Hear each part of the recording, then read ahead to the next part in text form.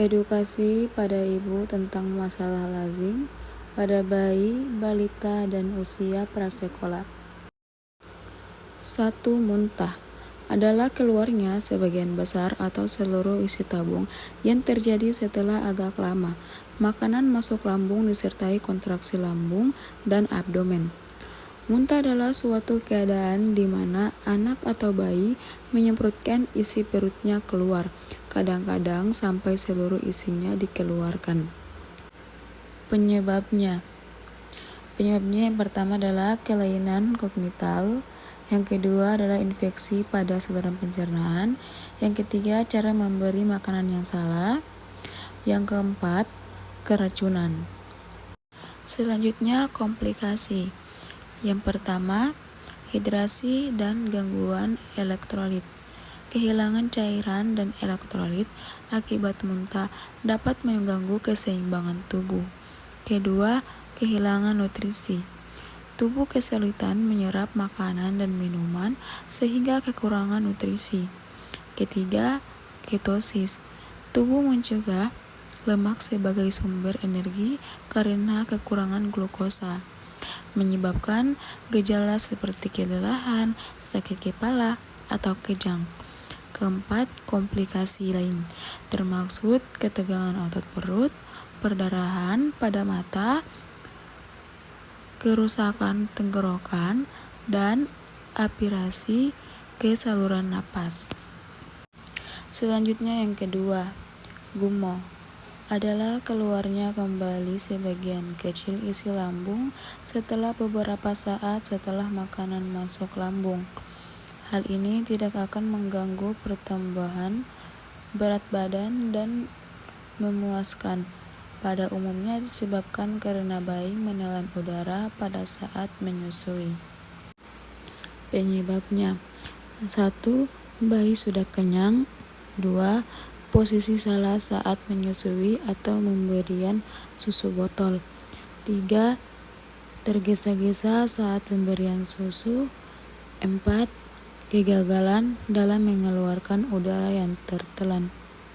Selanjutnya, oral thrush adalah kandidiasis membran mukosa mulut bayi yang ditandai dengan munculnya bercak-bercak keputihan yang membentuk pelak-pelak berkeping di mulut, ulkus dangkal, demam, dan adanya iritasi gastrointestinal. Selanjutnya, penyebab dan faktor resiko. Penyebab: infeksi jamur Candida albicans yang tumbuh berlebihan di mulut. Faktor resiko: sistem imun anak belum matang, penggunaan antibiotik, DOT atau botol tidak steril, tertular dari ibu saat menyusui, kebersihan mulut kurang, penggunaan empeng terus-menerus. Selanjutnya, pengobatan. Obat anti jamur topikal, nystatin, metronidazole, obat oral, fluzole. Jika parah, sterilkan botol DOT, empeng, obati ibu jika menyusui dan ada infeksi. Pencegahan: jaga kebersihan mulut anak, sterilkan perlengkapan bayi, hindari antibiotik tanpa resep, cuci tangan sebelum menyentuh bayi, bersihkan mulut bayi setelah menyusui. 4. Diare adalah buang air besar dengan frekuensi lebih sering, lebih dari 3 kali sehari, dan bentuk tinja lebih cair dari biasanya. Dengan demikian, bayi dikatakan terkena diare jika sudah lebih dari 3 kali buang air besar, sedangkan neonatus dikatakan diare jika sudah lebih dari 4 kali buang air besar.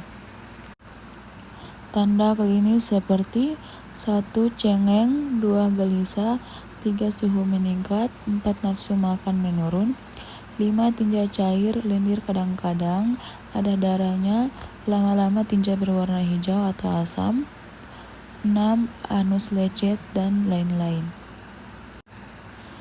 Patogenesis: 1. gangguan ostomotik, 2. gangguan sekresi, 3. gangguan motility usus. Penata laksanaan. Prinsip perawatan diare adalah 1. Pemberian cairan rehidrasi awal dan bromat, 2. Dietetik, pemberian makanan, 3. Obat-obatan. 5. Flu pada anak. Cuaca yang tidak menentu di zaman sekarang ini, siang hari yang terasa sangat terik akan berubah mendung di sore hari yang kemudian berlanjut hujan lebat. Penata laksanaan. Untuk dapat menyembuhkan flu, hal penting yang berperan tak lain adalah sistem imun atau daya tahan tubuh. Oleh karena itu, mereka yang terkena flu disarankan untuk banyak beristirahat agar kondisi daya tahan tubuh pulih dan mempercepat proses penyembuhan. 6. Cacingan pada anak. Infeksi cacing atau biasa disebut dengan penyakit cacingan termasuk dalam infeksi yang disebabkan oleh parasit. Parasit adalah makhluk kecil yang menyerang tubuh inangnya dengan cara menempelkan diri baik di luar ataupun di dalam tubuh dan mengambil nutrisi dari tubuh inangnya. Selanjutnya, gejala cacing. 1. Cacing kremi. Gejalanya adalah rasa gatal di sekitar daerah anus atau vulva, kemaluan wanita. Gejala ini akan memburuk di malam hari, ketika cacing kremi biasanya akan keluar dari permukaan tubuh untuk menaruh telurnya di sekitar anus atau vulva. 2. Cacing gelang. Biasanya tidak menimbulkan gejala meskipun untuk jenis Toscosare canis dapat menyebabkan masalah penglihatan apabila terdapat di mata karena menimbulkan radang dan luka pada retina mata. Selain hal tersebut, gejala lain mungkin akan timbul adalah rasa mual, lemas, hilangnya nafsu makan, rasa sakit di bagian perut, diare, turunnya berat badan karena penyerapan nutrisi yang tidak mencukupi dari makanan pada infeksi yang lebih lanjut apabila cacing sudah berpindah tempat dari usus ke organ lain sehingga menimbulkan kerusakan organ dan jaringan. Dapat timbul gejala demam, adanya benjolan di organ atau jaringan tersebut, dapat timbul reaksi alergi terhadap larva cacing, infeksi bakteri, kejang, atau gejala gangguan saraf apabila organ otak sudah terkena. Pencegahan menjaga kebersihan diri adalah salah satu kunci untuk pencegahan timbulnya cacing kembali.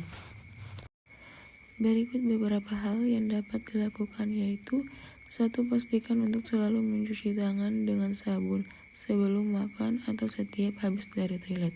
Biasakan untuk membuka jendela kamar sepanjang hari karena telur cacing sensitif terhadap sinar matahari, terutama untuk cacing kremi. Jagalah selalu kebersihan makanan yang dikonsumsi.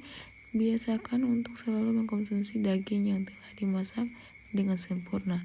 Jagalah selalu jari kuku untuk selalu bersih dan terawat. 7. Obstipasi. Obstipasi adalah penimbangan fase yang keras akibat adanya penyakit atau adanya obstruksi pada saluran cerna, atau bisa didefinisikan sebagai tidak adanya pengeluaran tinja selama 3 hari atau lebih. Etimologi. Kebiasaan makan obstipasi dapat ditimbulkan bila tinja terlalu kecil untuk membangkitkan buang air besar. 2. Keadaan mental. Faktor kejiwaan memegang peran penting terhadap terjadinya obstipasi, terutama depresi berat sehingga tidak memperdulikan keinginan untuk buang air besar. Biasanya terjadi pada anak usia 1-2 tahun. Jika terjadi pada usia 1-2 tahun, pernah buang air besar keras dan terasa nyeri, mereka cenderung tidak mau buang air besar untuk beberapa hari, bahkan beberapa minggu sampai beberapa bulan, setidaknya karena takut mengalami kesukaran lagi. Tanda dan gejala. 1. Pada neonatus jika tidak mengeluarkan mekonium dalam 36 jam pertama, pada bayi tidak mengeluarkan 3 hari atau lebih. 2. Sakit dan kejang pada perut. 3. Pada pemeriksaan rektal, jari akan merasa jepitan udara dan mekanium yang menyemprot. 4. Fakes besar dan tidak dapat digerakkan dalam rektum. 5. Bising usus yang ganjal. 6. Merasa tidak enak badan, anoreksia, dan sakit kepala. 7. Terdapat luka pada anus.